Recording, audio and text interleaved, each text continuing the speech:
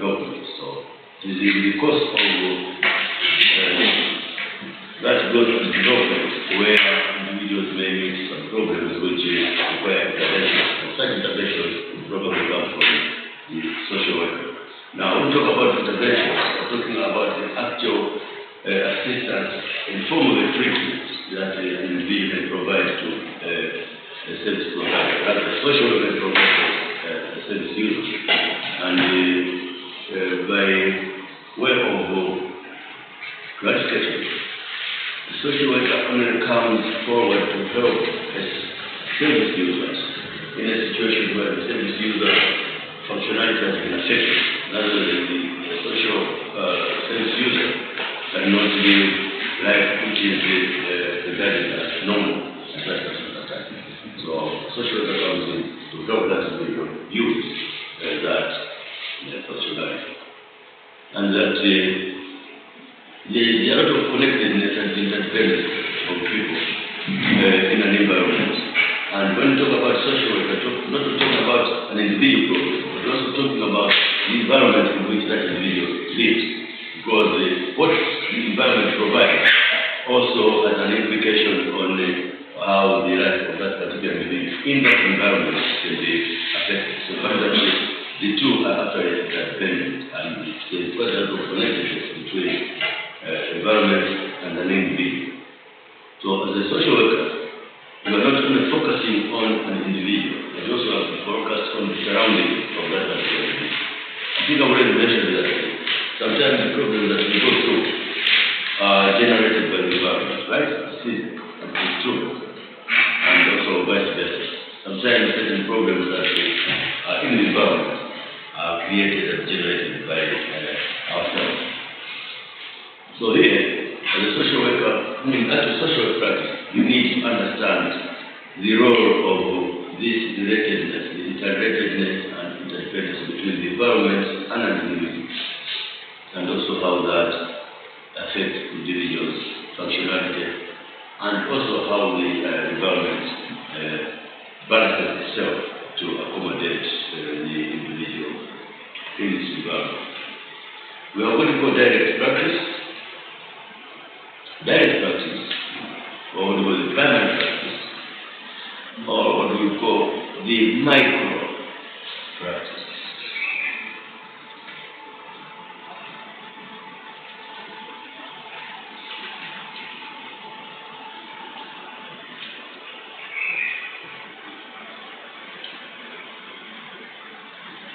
In social work is a process where a social worker works directly with an individual, a family, or a group of people. So direct practice. In some books, they call it primary practice, and also elsewhere they call it micro practice. It's the type of practice where, as a social worker, you deal directly with the service user, either as a group of people, as a family, or as an individual. It is called direct or primary because that's the beginning or the entry point of analyzing and dealing with the problem of an individual. It is called primary because that is the first time that you meet your service user and that you understand the problem surrounding that service user. So, because it is direct, one-on-one, one with your group, one with a group of people, or one with an individual, it becomes the case work-related approach to your work as a practitioner. So, direct practice, in other words, you can just call it a case work, right? Because it's one-on-one, one with a group, one with a group of people, one with a family, something like that. So, at the point where you meet these groups of people, there are a variety of ways in which you can meet these people. So you can see that it could be either a crisis or situation of just voluntary or involuntary arrangements where you try to meet and agree with people to see what you can do with those particular individuals around. And here is either, and as we say, the case work is either the service user comes to That's what we do. That the case worker, the service user approaches you with a problem. This is how we start as a point, as a nature point. But then later there will be a situation where you find that the service provider also gets out to get to people that you are going to be dealing with.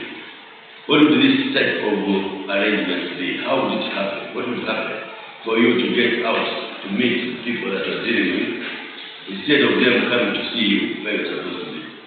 What means here is that if we say this is a casework, and you look at your casework and the casework processes and approaches and all sorts of things, you discover that there is a point in time where you will be at the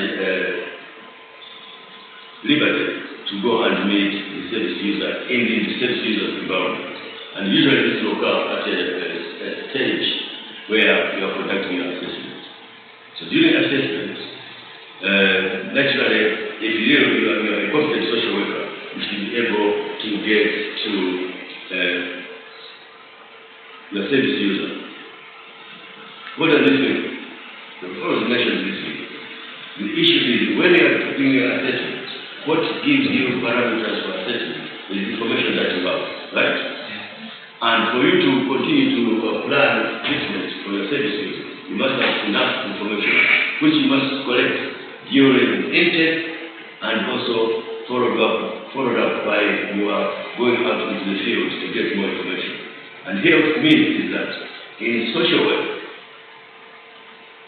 there are two ways of getting information. From the service user, when the service user comes to you, and alternately, from yourself getting to where the service user, where the environment in which the problem arose, also is there for you to check and find out what actually the circumstances could have been.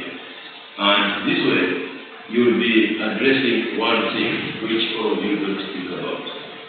Linear information and multi-source type of information, right? In social work, we say we don't depend on linear type of information collection.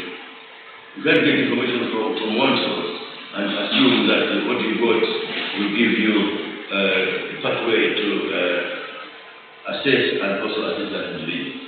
You insist that you get more information, and by getting more information, actually, that's why you find that the interrelatedness between the environment and the individual comes to show. Because sometimes it's the environment which creates a problem for an individual, and therefore you are getting down to the environment or the situation in which this individual lives, and gives you that opportunity to get information from double or triple sources, which becomes the more effective way of carrying out your case. All right. And also, you are getting out to the service user. It will also depend on the nature and the context of the case. There are cases which can be dealt with straight in the office. There are cases which require you to get out of the office to get more information, and also how that information can help you to assist the planning of an intervention for your service user. So here, we find that the first meeting with the service user becomes very, very critical. So, that practice is done as a casework, and also this may expand to the group work depending on the progression of the case being managed. What I mean is that you can start a case in the office, and you discover that that case can progress into something that involves other people around. Can you have any example? Just a simple example where you think somebody can bring a problem to you, and you discover that problem grows and progresses into certain things that you want to understand. One, let's give an example of a headmaster coming to you complaining about Hilda and her behavior in school. That's just the headmaster. Now, for you to be able to understand the situation in which Hilda operates at school, will require you to go back to the family, and also require you to go into the environment in which he not arranged. It's very, very important. And here, this is where you are holding or managing a case in the test work context. but you find that it progresses into something more than the case work. It becomes a group work, right, or a family work. So here, we find that for you to understand Hilda better, you need to also understand the family setup, family values, and how the family manages its affairs, right? Over and above that, you may find yourself getting into the group that is in the area where the family lives, to understand the actual context of that particular family in that environment. Is it possible that Hilda's behavior or conduct would be a result of the failure of the family to provide guidance? It's possible. Or is it because the environment in which Hilda lives is so bad that it has corrupted the behavior of herself? It's also possible. So, in social way, if you are going to deal with the issue of Hilda using information that the headmaster gives you, you may not be able to solve that problem. You cannot solve that problem. You discover that the actual answer to that problem lies in the community and lies in the family. That is where you can get the information to assist and help Hilda. So this is how we look at casework, and this is how casework progresses to encompass group work, to encompass family work, and also to see how the family and the community actually relate to the environment in which that community is set.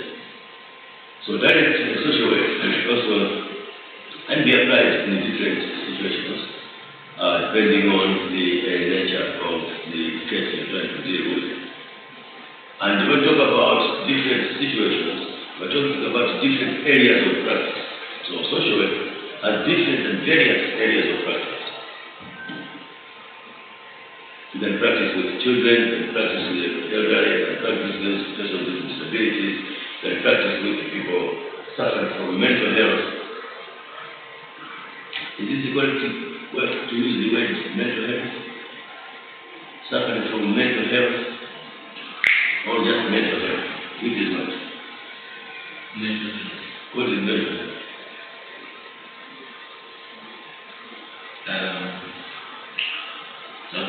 Okay, when somebody just comes and talks about that, and this is the issue of the mental health, you can't get mental health. What does that mean? Which deals with the brain. What is wrong with the brain? The brain is not functioning well. Is that what you think? So talk about mental health, you know that? Okay. No, that is wrong. Mental health is just how the brain functions. Not how bad the brain is functioning. Mental health is about the functionality of the brain, how the brain functions. Now, when that functions, it becomes a mental health disorder. That's clear, right? And also I mentioned mental health to me, somebody whose brain seems not to be functioning. No, it is a disorder. It's a sickness. So here you find that even in social work, you have that type of practice where you can deal with issues of mental health. How you help individuals involved with that type of disorder, and also how they become functional within the understanding of their environment and other things. So here, casework also may involve the caseworker finding resources or providing support to the service user. That's the whole essence of social work. Social work is to be able to support and provide assistance to a service user so that your service user can live with standardized or acceptable life. That's all. Social work is about how you help an individual attain a degree of functionality that is regarded as the health or as normal. So here, we discover that as you progress with your work as a social worker from casework, and as you gain more experience and expertise, you find that the direct practice takes the role of the therapist or the customer. So all those people who call themselves therapists or whatever it is, they are all started as caseworkers, but because of their experience and also not only experience, but specialized training.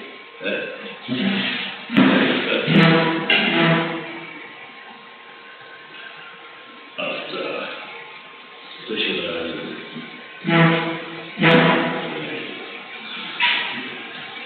so after specific training, then you can actually become a therapist.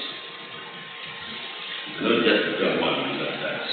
And some of these trainings we involve, say, doing actual clinical, social work training, clinical psychology, whatever it is, and so forth, so that you can be able to help individuals with problems.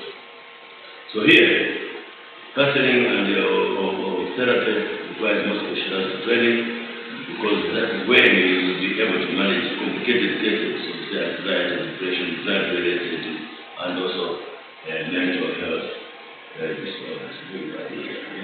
So mental health and mental health.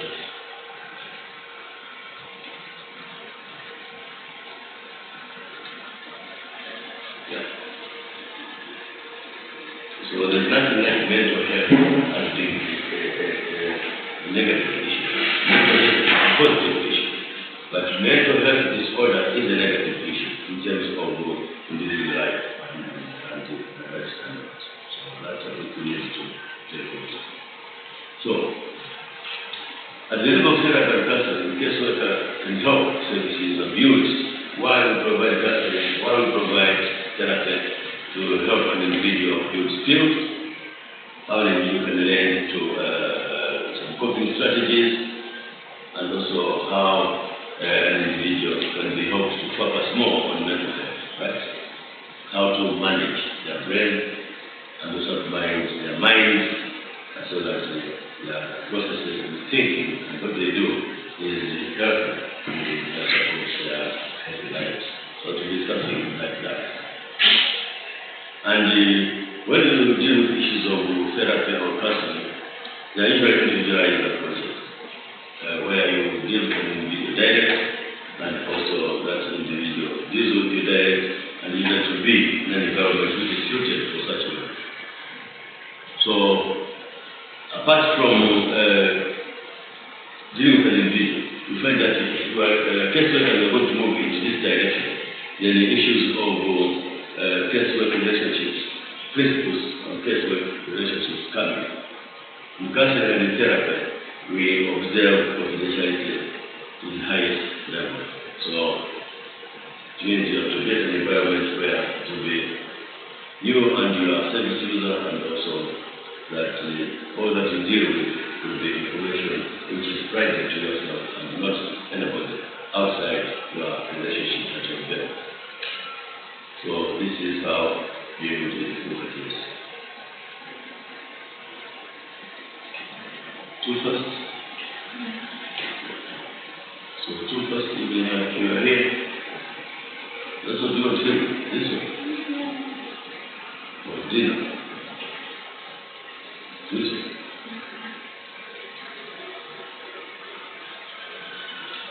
We proceed. Indirect practice,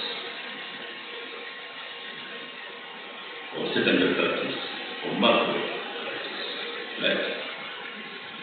This is generally when the social worker deals with services